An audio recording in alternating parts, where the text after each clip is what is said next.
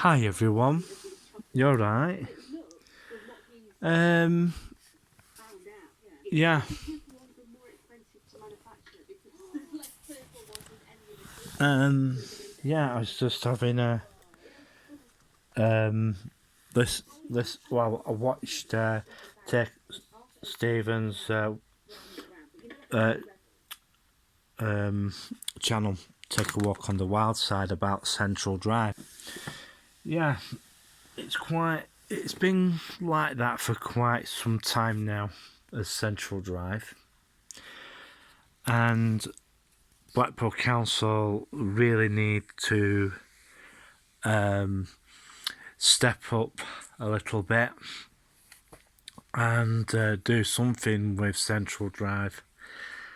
I know um, the they put in an entertainment complex where the King Edward back of the King Edward apartments and that, and they're doing quite a fair bit on that nearest to Coral Island, but they haven't mentioned what they're actually going to do to Central Drive, because that's going to cost a hell of a lot in that area. The other thing is that area is an absolute mess. Absolute mess. Are they going to do what they're going to do at the other side of that area? What they're going to do with Cookson Street? They're going to put that DWP building there. Once that goes up, that will change the whole aspect of that area. Where the hop is, I haven't seen any pictures of that of late, because Beyond the Edge has been pretty busy with other things, and that area seems to be forgotten a little bit. If I was in Blackpool, I'd go around and film it, but I'm not. I'm in Blackburn. Yeah, they're supposed to be taking down a large section of where the hot pub was, and the DWP are going to have that big office, 3,000 workers are going to be there, so they're going to have to build a car park for them, because it's not going to be good in that area for parking. Or are they going to ask these people to come in on a train? We'll just have to wait and see how that goes. But the major thing is the DWP have several premises in the Blackpool area. There's been speculation that those places will be emptied, and once they've emptied, I think they'll be bulldozed, and another redevelopment will take their place. This is what I'm just guessing of what's going to happen. He says, "Oh, what's this to do with Central Drive?" Well, what they're proposing to do on the other side of the road, Blackpool Council is going to have a big bill, and it's going to cost them money to get all this done. What I would do is assess what those places, get them looked at, see what they're like, and basically move the shops out, turn them into apartments, and that would be one thing for people to stay in. It's like what I said before, quite a lot of the guest houses are not compliant with disability laws, so that would have a nice place for people in that sort of situation to somewhere to stay.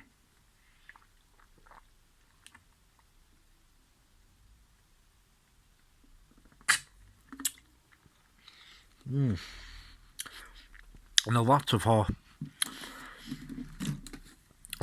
the cheaper hotels are not Equality Act compliant, and I understand that the Holiday Inn and the tram terminus is proceeding, and one or two other projects in the Blackpool area, but already I think it was Colin, Building Blackpool Better,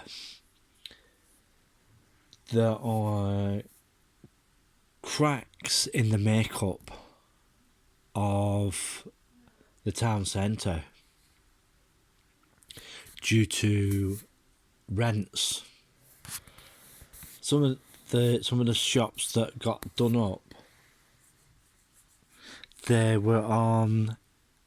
This is what I've heard, and I don't really know the full story of it, but this is what I've been hearing, that they were on introductory rents, and after the amount of time that they were there, they was getting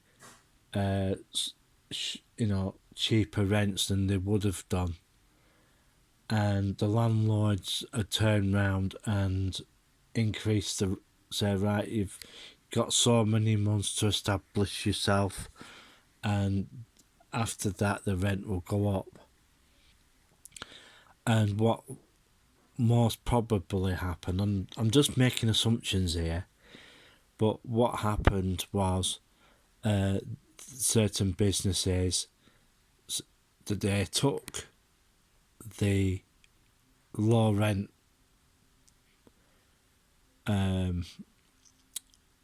time and established their business, informed their clientele that they're coming towards the end of their lease. They would have turned round and told the clientele that they'd be moving somewhere else where the rent was cheaper. Or some of them, with the situation, had tried the retail and found that it wasn't for them. you know, and shut shop permanently. So we'll just have to wait and see what happens with the shop situation in Blackpool, and we're going to have to wait and see what's going to happen to Central Drive, because a lot of those places on Central Drive, they need major work doing to them, and basically there's nobody, well, I don't know if there's anybody living in them, but there'll be one or two with people living in them, and I reckon there'll be quite a fair few with squatters in. And yeah, and I did notice on Stephen's video of Central Drive, quite a few homeless people sat there on Central Drive, and that is going to have to be addressed. Also, I've been hearing that the Metropole and all that are having problems with the so-called residents. Yeah, they've been saying how bad Britain, has been getting, and well, the rumours saying that they turn round and put us up. They can't even put their own people in places where to sleep and stuff. So we're getting preferential treatment, sort of thing. But it's not the Ritz that they're putting them in. It's a company called Britannia Hotels. This is where they're dumping them, and Britannia Hotels are not that brilliant. In a lot of cases, they're absolute slums. There was another company that was mentioned, National Holidays.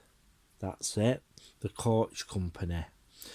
They have contracts with Britannia Hotels for cheap hotel breaks. Wow, these cheap hotel breaks come at a price. And something else, the hotels aren't that brilliant.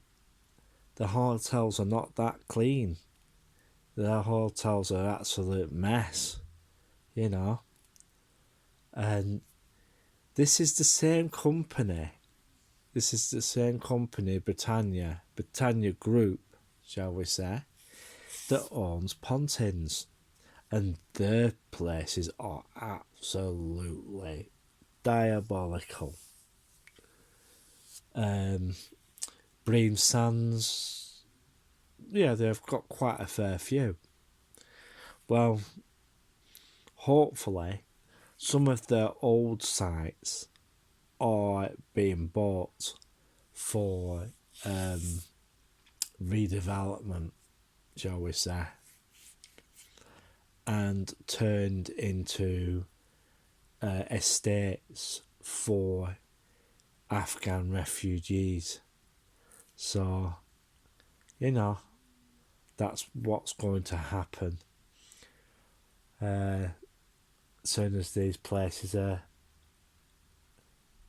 dealt with, and contractors are going to be brought in, and they're going to have to start doing stuff to them and clean them up and everything. Abandoned Pontins camps. Yeah, we'll just have to wait and see now. So, a big massive thank you to Stephen Walk on the Wild Side for doing those videos. enjoyed the Starflyer going up. There's also news just down the road from Blackpool. Pleasureland Southport is reported to be getting a new roller coaster. Yeah, that will be the second new attraction that is planned for Pleasureland Southport. It looks like Pleasureland Southport are going to give more of a, shall we say, that they're going to give it a commitment that they're going to stop there, and also a large Ferris wheel is to go up on the site of an old toilet block which has been acquired by, I don't know if it's Sefton Council or has Pleasureland bought that piece of land to put the Ferris wheel on. It's going to be quite a large one, but the rumour is it may be the Ferris wheel from Central Pier that goes up there. But I can't be too sure about that, but we'll just have to wait and see. And also what else I've been hearing is that Southport is trying, and I mean trying, to get new tenants on Lloyd Street to take premises there. As I know of, quite a large number of the stores there are now empty, and Sefton Council have had major struggles with filling these places and contacting the owners. So I might have to go into Southport and see what the hell's going on there, and to see if the situation is as bad as they say it is, you know. So I'm going to have to pay that place a visit. But one of the major things that I have been hearing, that it's been going from bad to worse. But you know, you don't know until you actually go there and have a look for yourself and a walk round. But Sefton Council are saying that they're going to have a go at regenerating the area again and getting new tenants in and filling those shops up. So in some areas it's a wait and see situation. St George's Shopping Centre. I haven't paid St George's Shopping Centre a visit of late. I'm going to have to shift myself and go over to Preston and get some footage of what's going on there. I've been hearing that the tower block is progressing, and we'll see how.